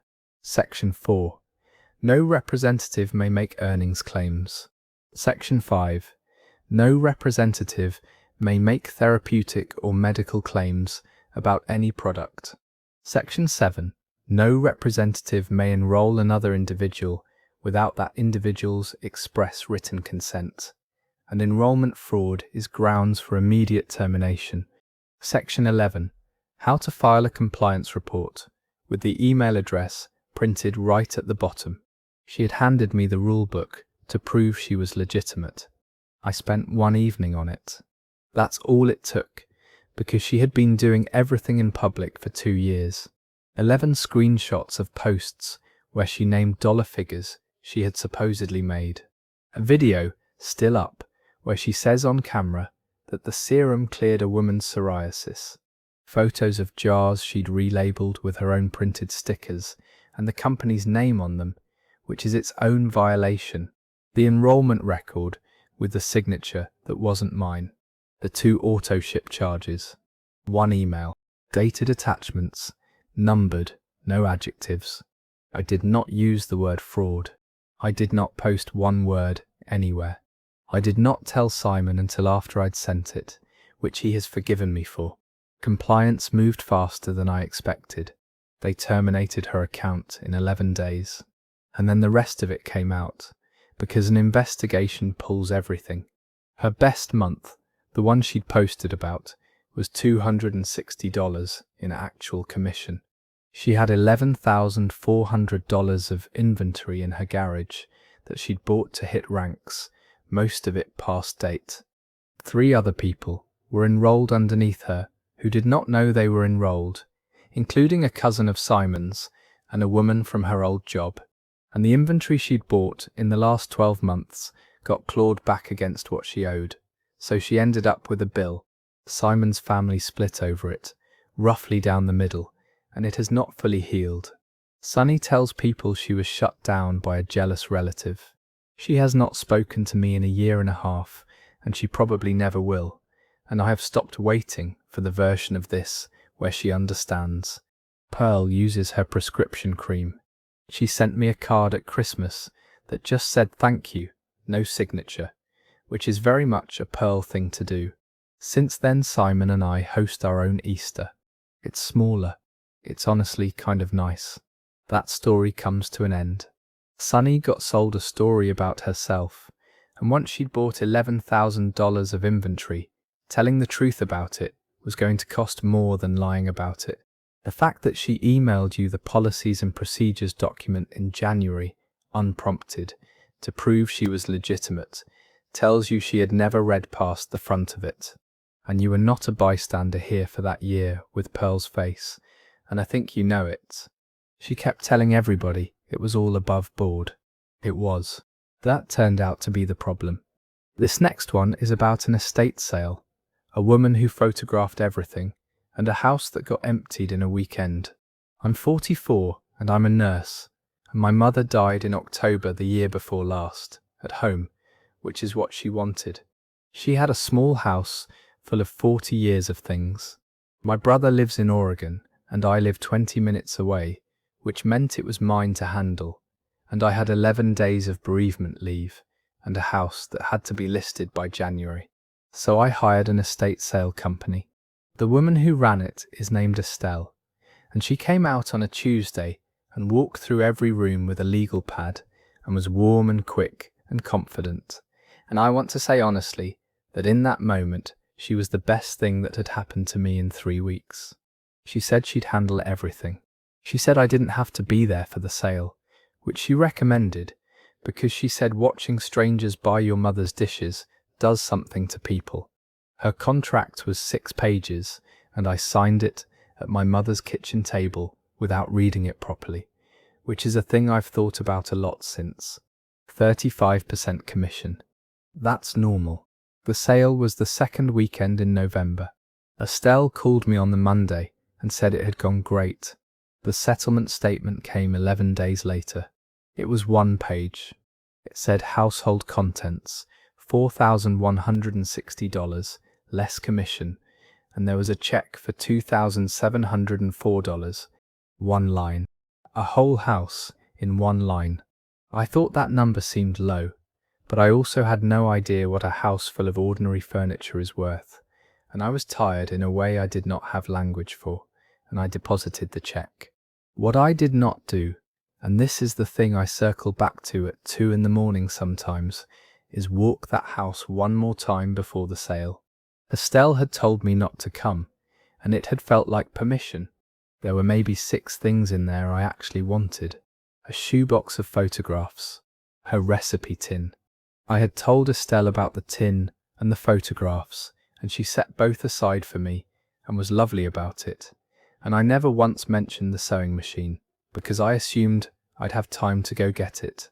In February, my cousin Hank called me from an antiques mall 2 towns over. Hank collects pottery, which is why he noticed. My mother had 11 pieces by a potter who worked out of a studio near where she grew up, and she'd bought them one at a time over about 20 years, and they were sitting in a booth with tags on them at $350 a piece and up. The booth was called E&M Antiques. I drove out there the next day. My mother's pottery, my father's wristwatch from 1948, which I had honestly forgotten existed, tagged at $900. A pair of lamps I'd have known anywhere. I bought one small piece of the pottery, a little green bowl, for $350 of my own money, because I wanted the price tag. Every tag in that mall carries the dealer number. Then I went home and read 6 pages of contract properly for the first time. It said the company shall prepare an itemized pre-sale inventory. It said any item with an estimated value over $200 shall be photographed and assigned a reserve price. It said no item may be sold below its reserve without written approval from the client. And it said the client may request the inventory and the item level sale report at any time. I had never seen an inventory. I had never approved a reserve on anything. I had never been asked about a single item. I emailed her and asked for the itemized inventory and the item level sale report, quoting the section. She wrote back in a day and said the itemized breakdown was an internal working document and that the settlement statement was the client record. That was the answer that told me she had done this before. Then I found the rest of it, and the rest of it was hers. Estelle ran a business page where she posted photo albums of every sale, 40 and 50 pictures each, staged and lit, because that's how you get buyers to drive out on a Friday morning. My mother's sale was up there. 206 photographs of my mother's house, posted publicly by Estelle, time-stamped the day before the sale. I could see the pottery on the dining room shelf. I could see the watch in a case on the dresser. I could see the lamps. She had photographed every single thing she took and published it herself to sell it. Her flyers said licensed and bonded. I'd seen that on the one on my mother's door. So I looked up what that actually meant in our state, and it meant she carried a surety bond and held a license through the board that handles auctioneers and estate liquidators, and that board takes complaints. I sent them everything. Her contract, her one-line settlement, her email refusing the inventory, her 206 photographs, the dealer tag from the green bowl with her husband's dealer number on it, and Hank's photos of the booth. An investigator named Rhonda called me in April and asked whether I'd be willing to talk to 7 other families. 9 estates over 3 years. The pattern was always the same, which is what made it easy in the end. No inventory, one-line settlement, and the good pieces in a booth under a dealer number that belonged to her husband. The bond paid out. I got $6,812, which is the difference the board could establish between what she reported and what those items actually sold for. And I got the watch back because it was still in the booth when they got there. Estelle surrendered her license rather than sit through the hearing. I did not get my mother's sewing machine. It went for $15 to somebody at 7 in the morning on a Saturday in November, and there is no paperwork in the world that will find it. And I have made a kind of peace with that most days. The green bowl is on my kitchen windowsill. I paid $350 for a bowl I already owned, and I keep it there on purpose. That story wraps up there. Estelle's whole business ran on the 11 days after a funeral, when nobody has the energy to ask what a dining room set is worth. She was deliberate about the paperwork rather than sloppy, because the itemized inventory was the only document that could have caught her, and it was the only one she never produced. The fact that she told you not to attend your own mother's sale and framed it as kindness tells you exactly which part of that weekend she needed you absent for. She photographed everything she took, because photographs are how you sell a thing. Photographs are also how a thing comes back. This next one takes place in a plastics plant, and it's about a man who demanded that everything be put in writing. I'm 49 and I'm a shift lead at a plant that makes plastic containers. 22 years there. I know the sound every machine on that floor makes when it's happy, and I know the sound each one makes about a week before it isn't. We got a new plant manager named Roland about 2 years ago. Young, sharp, came from a facility down south, and his first big initiative was what he called signal discipline. What that meant was that he did not want people telling him things in hallways. Every maintenance request, every supply requisition, and every safety concern had to go on his form. He had them printed in triplicate, on carbon paper, 3 colors. White copy to him, yellow to maintenance. Pink copy stays with the person who submitted it. He said in a floor meeting, and I am quoting him, that if it is not on a form, it did not happen. Everybody grumbled, and everybody did it, because it was easier than arguing, and honestly the first few months it worked fine. Things got fixed. Then the budget got tight in the fall, and the forms started coming back, with one word written across the top in his handwriting: deferred. The first one that bothered me was in October. The safety guard on the number 4 extruder had a hinge that had gone soft, so the interlock wouldn't catch every time. That's the switch that stops the machine when the guard opens. I wrote it up. It came back deferred, next budget cycle, initialed R. In December, it was the ventilation in the mixing room, which had been marginal for a year and was now well past marginal, deferred. In February, it was a pallet jack with a brake that would not hold on the ramp, deferred. I wrote that one up 3 separate times because it seemed insane to me, and I got 3 pink copies back. Now this next part is me being fair and unfair to myself at once. For about 8 months, I let the form be my excuse. I'd submit it, I'd get the pink copy, and I'd put it in my drawer and tell myself I had done my part. I stopped chasing him in the hallway because he had told me not to, and because being told not to was a relief. That's the truth of it. What I did do, without really planning anything, was keep every single pink copy, all of them, 2 years' worth in a manila folder in my locker, in date order, because I am the kind of person who cannot throw away a piece of paper with my signature on it.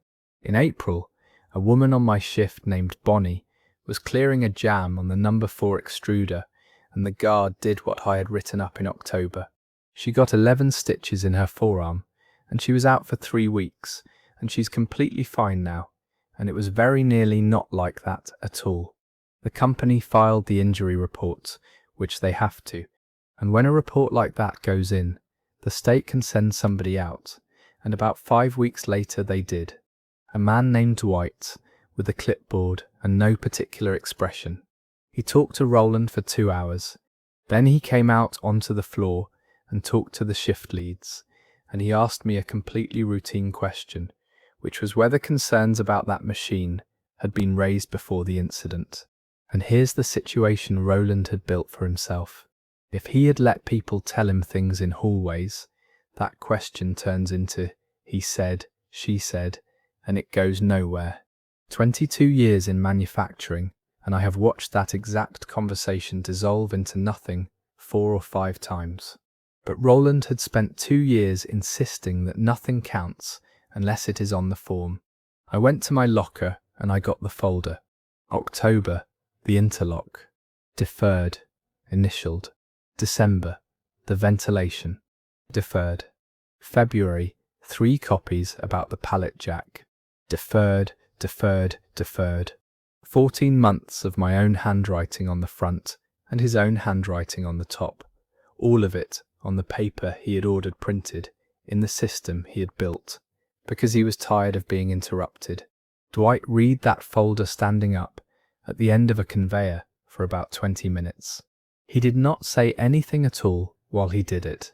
Then he asked if he could keep it, and I said he could, and I asked if I could photocopy it first, and he smiled for the first time that day and said that was a good instinct.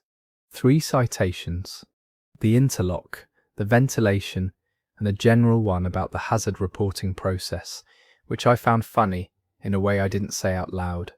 The fine was around $28,000, which for a plant our size is real money but is not the part that mattered. The part that mattered was the abatement deadlines. The number 4 guard was fixed in 9 days. 14 months of deferred and then 9 days. The ventilation took 6 weeks because they had to order a unit. The pallet jack was gone off the floor by that Friday. Roland moved to a corporate role in July. Nobody said he was fired, and I don't think he was, and I don't know if his career took a dent or not. Our new plant manager kept the forms, which I think surprised everybody. She kept them, and she added one line to the bottom, which is a date by which the submitter gets an answer, and if the answer is deferred, it has to say why, and it has to say when. Bonnie is back on days now, on a different machine, by her choice.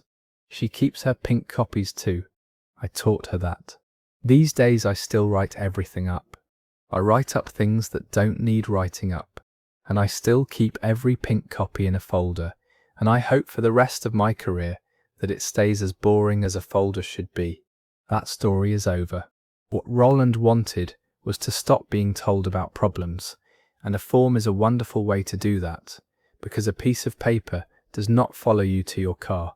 The fact that he had those forms printed in triplicate, with a copy for the submitter, tells you he was thinking about process, and never once thought about what a submitter's copy actually is. And you sat on that folder for 8 months, and called it doing your part, and a woman got hurt in that gap, and I think you already know that better than I could tell you. He asked for everything in writing, so he could stop hearing it. Writing turned out to be the one thing that would not stop. This next one is the one I've been looking forward to all night, and it's about a lake cabin, 4 families, and a notebook by the door that everybody was made to sign. I'm 56 and I work part-time at a library. My grandfather built a cabin on a lake in 1951, 4 rooms and a screen porch, and it is the single thing my whole extended family has in common. When my grandparents died in the 80s, his 4 kids didn't want to sell it, and they didn't want to fight about it either. So in 1989, they sat down with a lawyer and signed an agreement. It's 4 pages, notarized, and it's very simple. The 4 branches of the family each get an equal share of the season. Weeks are chosen in a rotating order that shifts by 1 each year, and everybody signs the logbook. That last part was my grandfather's rule, from long before the lawyer. There's a green notebook in a drawer under the window. You write the date, who's there, and 1 line about anything worth remembering. He started it in 1952. There are 30-some of them in that drawer now. About 20 years ago, my cousin Bernice took over the scheduling. She's the eldest of the grandchildren. She's organised, and she lives 40 minutes from the lake, while the rest of us are 2 to 6 hours out. Nobody objected. Somebody had to do it. For the first few years, the rotation ran the way the agreement says. Then it got soft. The 4th of July week is the one everybody wants. Fireworks over the water from the town on the far shore, and the water is finally warm. Somewhere around 2008, Bernice's branch started having the 4th every year. When my brother asked about it, she said the rotation had gotten complicated, and she was going by who asked first. Then her son Kip started leaving his boat at the dock year-round, which meant if you came in July, you were tying up behind it. A few years after that, she told my brother at a funeral, not even unkindly, that the cabin had really always been theirs, and the rest of us were being included. He didn't tell me that for a long time. Then 2 springs ago, she sent out a note proposing a maintenance fee, $800 a year per branch, paid to her, and any family that didn't pay would forfeit its weeks. My dad is 83 and lives on a fixed income, and he wrote her a check the same week. And when I found out, I had to go sit in my car. The final straw came the March after that. She emailed all 4 branches, saying that scheduling was now at her discretion, and that our branch had shown a pattern of low usage, and that we had been allotted 1 week in late September. Late September on that lake means you can see your breath. I did not answer that email. I drove up in May, on a week that was technically ours, and I sat at that table for 4 days with 31 green notebooks and a legal pad, because Bernice was the one who made everybody sign it. That was her thing. She'd scold people about it. She wrote a note and taped it inside the drawer that said, "Please sign the book, Grandpa's Rule." She kept it going for 20 years because it mattered to her, and she was right that it mattered.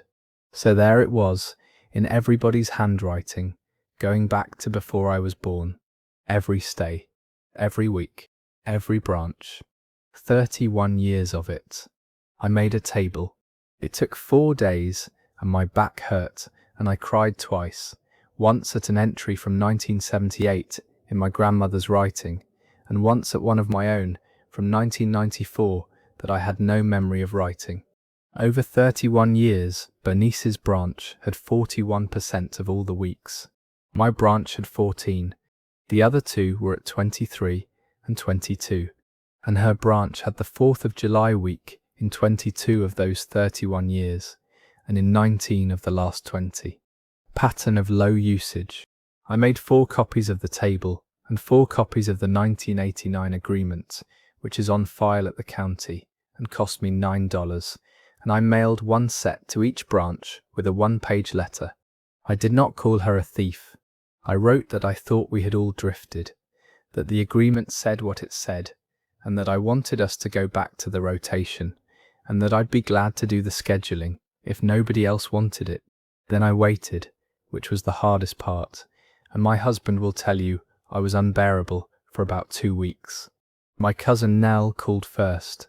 She's from the branch that had 23%, so she wasn't exactly the injured party, and she cried on the phone and said she had known something was off for years and had told herself it was fine because she didn't want to be the one who started something. Then the other branch called. Then my brother drove down and sat with my dad for an afternoon, and the two of them barely talked at all, which is how they do things. We met at the cabin in September, 3 of the 4 branches, and we went back to the rotation exactly as written. The maintenance fee got dissolved, and the money went into an actual account with 3 signatures on it, which is what it should have been in 1989. Bernice did not come to that meeting, and she has not been to the cabin since. She sent 1 email saying she was hurt, that 20 years of work meant nothing, and I wrote back that it meant a great deal, and that both things were true, and she never answered. Kip's boat is gone off the dock. I don't know what happens with her, and I have stopped trying to script it in my head. Last July my dad had the 4th of July week at that cabin, for the first time in 14 years. All of us came, 19 people, in a 4-room cabin, which is exactly as ridiculous as it sounds. He sat on the screen porch and watched the fireworks over the water and did not say very much. Before we left, he got the green notebook out of the drawer and signed it, the way his father asked everybody to in 1952. It took him a while. His handwriting isn't what it was. That story ends there. Bernice did 20 years of real work, and I don't want to skip past that, because the ones who take over the calendar usually start out as the only person willing to do it. Somewhere in there the work turned into ownership, and ownership turned into a fee. The fact that she taped a note inside that drawer reminding everybody to sign the book tells you she never once thought of it as a record of anything but memories. And you didn't confront her. You didn't post anything. You didn't call a family meeting to shout. You sat at a table for 4 days and added it up. Her grandfather asked everybody to sign that book because he wanted to remember. She kept it going for 20 years, and it remembered her too. We've got 1 more tonight, and it's the warmest one, and it happens on a street where most of the houses have been lived in by the same people for 40 years. I'm 35, and I do medical billing from a spare bedroom, which means I am home all day, and I see everything that happens on my street, whether I want to or not. It's an older street. Small houses from the 60s, big trees, and a lot of neighbours in their 70s and 80s who have been here since the houses were new. My wife and I are the second youngest family on it by about 20 years. A man named Wade started showing up about 4 years ago. Handyman. He left flyers in the doors, nice ones, printed on real cardstock. Licensed and insured. Free estimates. 10% senior discount. His truck had a magnet on the side with the same information. For a while I thought he was a good thing. There are a lot of people on this street who cannot get on a ladder anymore. The first time I heard a number was in the spring. Ada, who is 81 and lives 2 doors down, and who has fed my cat every time we've travelled since 2019, mentioned over the fence that she'd had her gutters cleaned. $900. I said that seemed like a lot. She said he'd been up there most of a day and that he'd given her the senior discount. That summer, Owen across the street, who is 86, paid $2,200 for a roof repair. I climbed up there myself in September when a shingle came off in a storm, and I should say that I'm not a roofer, but I could see the work. It was 1 tube of caulk and about 40 minutes. Then in October, Wade told Ada that her water heater was dangerous. He used the word dangerous, and he used it to a woman who lives alone in her kitchen at 4 in the afternoon. $3,100, and he took a check made out to cash, and the receipt he gave her had a line on it that said permit fees included. She told me about it a week later, and she was proud of it because she thought she'd taken care of something. That's when I decided to stop wondering and start collecting. I did not go door to door telling anybody they'd been robbed. These are proud people. I went door to door over about 6 weeks with a very boring question, which was whether they happened to still have any paperwork from the handyman, because I was thinking of using him and wanted to see what he charged. Almost every single one of them had kept it. That's the thing about that generation. They keep the receipt. 11 households. Estimates, invoices, receipts, all on his own printed forms, all with the same 3 things on the bottom of every page. His business name, his contractor license number, and the line about being licensed and insured. He had put a license number on every piece of paper he ever handed anybody. The State Contractor Board has a public lookup. It's free and it takes about 90 seconds. Then I called the county building department and asked whether permits had been pulled at Ada's address in October. There were none. There had never been a permit pulled on that street by anybody, for any of it, going back years, and he had itemized permit fees on his own receipts, in his own handwriting, at $80 and $150 a time. That's the part that got him in the end. Prices are a hard thing to prove, because a man is allowed to charge what he charges, and a homeowner is allowed to say yes. But writing a license number you don't have on a document, and billing somebody for a permit you never pulled, and printing a senior discount on a receipt while doing it, those are not opinions. Those are lines on a page in his own printing. I put it all in one envelope. 11 households, 4 years, every receipt copied, the license lookup printed out with the date on it, and the letter from the county saying no permits existed. I sent it to the State Contractor Licensing Board and to the county, and then, because a woman at the county told me to, I sent a copy to the Elder Fraud Unit at the State Attorney General's office. It took 14 months, which nobody warns you about. Nothing happens for a long time, and then somebody calls with a question, and then nothing happens again. I called the board twice that first year, and both times a very kind person told me it was open, and that she couldn't discuss it. Ada asked me about it roughly once a week for a while, and then she stopped asking, and the stopping was worse than the asking. There were a couple of weeks in there where I was fairly sure I had mailed 11 households worth of paperwork into a filing cabinet and gotten everybody's hopes up over nothing. He had been doing it in 3 counties. The final count was 19 households that would talk to investigators, and probably more that wouldn't, and about $81,000 over 4 years, and the oldest person on the list was 91. He pled. He is barred from contracting in this state, and there is a restitution order, and I want to be honest with you about restitution orders, because I did not understand them before this. There was no money. He had spent it. Ada got back a little over $2,000 of the $3,100 in payments over a long time, and Owen has gotten about $400 of his $2,200. So it did not end with everybody made whole. Most of these things don't. But here's what it did end with.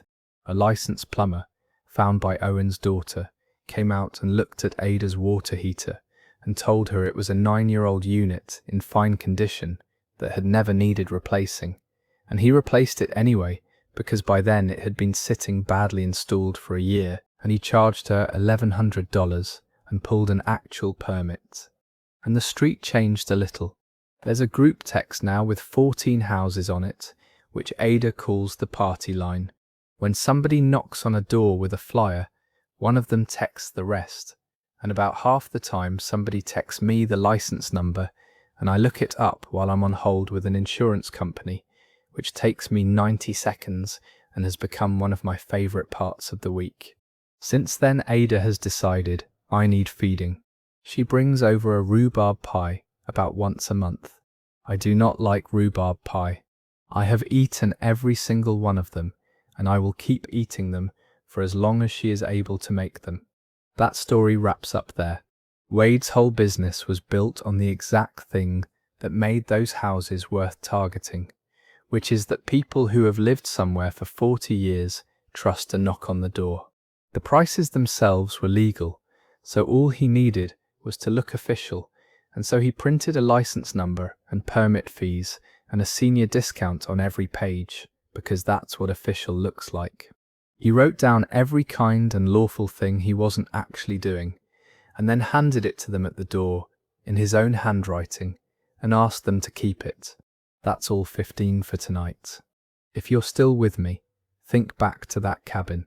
31 green notebooks in a drawer, and a woman sitting at a table for 4 days with a legal pad, adding up 31 years of her own family's handwriting, and an 83-year-old man on a screen porch last July, watching fireworks over the water, signing a book his father started in 1952. I think about that one a lot, and think back to where we started, with a workshop in a 10 by 20 storage unit 6 days from being auctioned off, and a tackle box that got where it was going, and Ada, 2 doors down, with her water heater and her rhubarb pie and her party line. Not one person in any of those 15 stories raised their voice. That's the thing I keep noticing when I put these episodes together. Nobody screamed at anybody. Nobody got even. They kept the pink copy, or they photographed the sign-up sheet, or they asked for the receipt, or they signed the book, and then they said no, quietly, one time, and held on to it. It is such an unglamorous way to win. It works more often than the loud way ever has. If you'd like another one of these tomorrow night, hitting subscribe is the only thing you have to do, and then it just shows up. Sweet dreams, everyone. Sleep well, let all the folders and the notebooks and the receipts stay closed until morning, and I'll see you tomorrow night, back in our world, right where we left off.